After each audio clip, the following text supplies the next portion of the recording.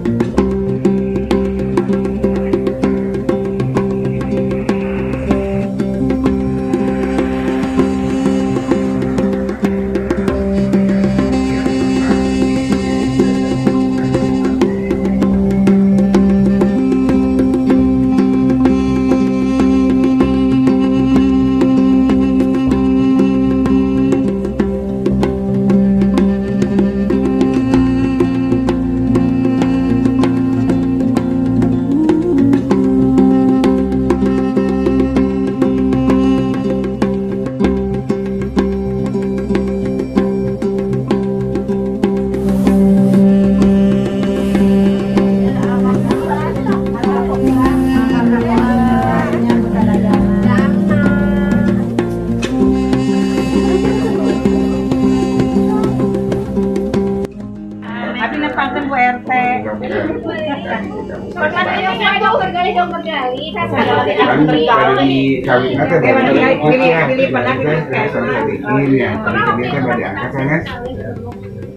Waktu divaksin ini pingsan ya. Sempat tidur, menghebohkan. Udah ngadeg, jajak.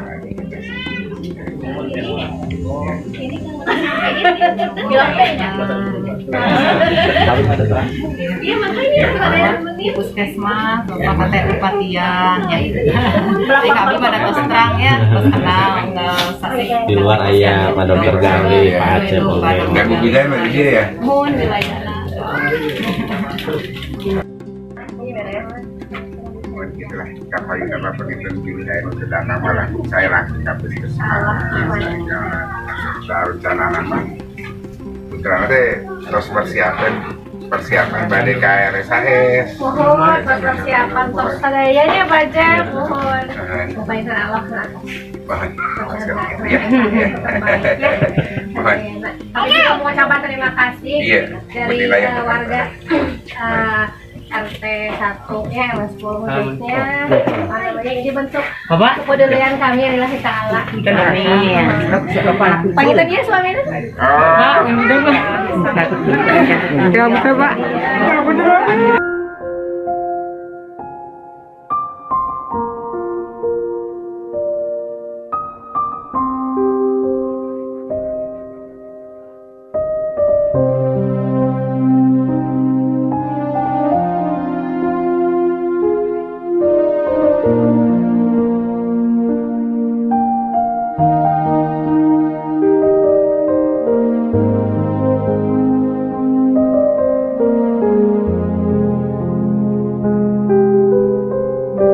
Selamat siang dok.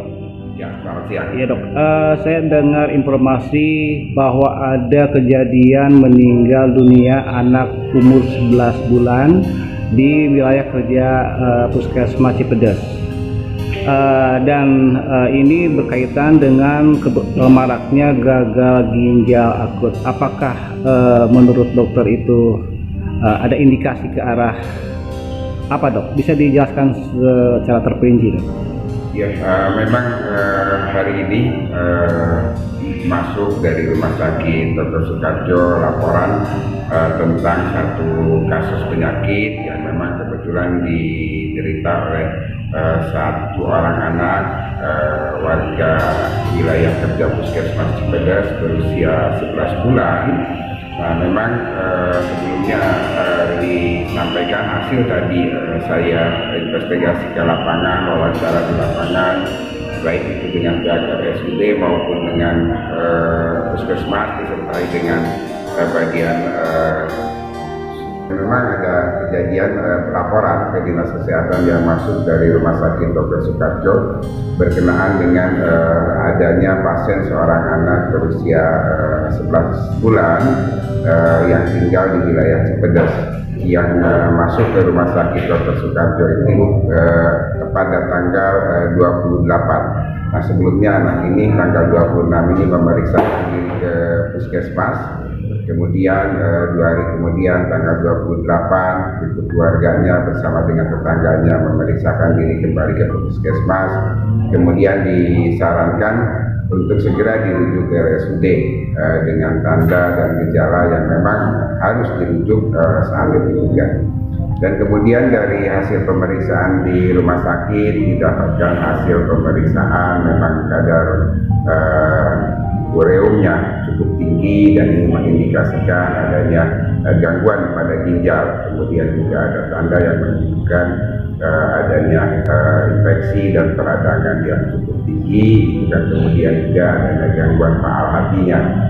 Dari pemeriksaan itu kemudian dan disertai pemeriksaan fisik lainnya, dokter kami yang ada di Rumah Sakit Dr. Soekarjo menyatakan memang ini probable untuk akut kidney injury atau gangguan ginjal akut non spesifik. Nah, ini sudah hasil diagnosa dari dokter itu seperti itu, adanya bahwa ini ada sangat mungkin untuk AKI. Kemudian juga kami coba menelusuri dengan tim dari puskesmas, tim dari dinas kesehatan menelusuri penggunaan obat yang pernah digunakan, dan ternyata dari hasil penelusuran kami mengenai penggunaan obat yang pernah dipakai dan juga yang sedang dipakai oleh pasien tersebut tidak termasuk yang dilarang, bahkan masuk ke daftar 133 obat yang diizinkan. Dan mungkin memang atas kehendak yang maha kuasa, pasien tersebut pada akhirnya meninggal pagi hari ini, dan rencananya sebetulnya setelah terdiagnosa probable AKI kemarin sore itu kemudian direncanakan untuk dirujuk ke Rumah Sakit Hasan Sadikin. Namun keluarga baru siap menyatakan kesiapan untuk dirujuk tadi pagi. Namun takdir berkata lain bahwa pagi ini anak tersebut meninggal dunia, dan kami juga tadi langsung kembali mengadakan pengecekan ke puskesmas, kemudian juga termasuk ke rumah, sekalian wawancara dengan keluarga dan tetangga, dan juga sekalian kami takziah tadi ke rumah duka. Iya dok, apa langkah selanjutnya dok? Dinas Kesehatan mengambil sikap supaya terdeteksi dini agar hal yang tidak diinginkan tidak terjadi dok? Ya, perlu kami tambahkan bahwa akut kidney injury ini harus kita pahami bersama bahwa penggunaan obat sirup bukan satu-satunya yang menjadi penyebab. AKI ini bisa disebabkan oleh hal lain, misalkan inflamasi yang sangat hebat, peradangan yang sangat hebat, bisa juga kemungkinan menimbulkan akut kidney injury ini.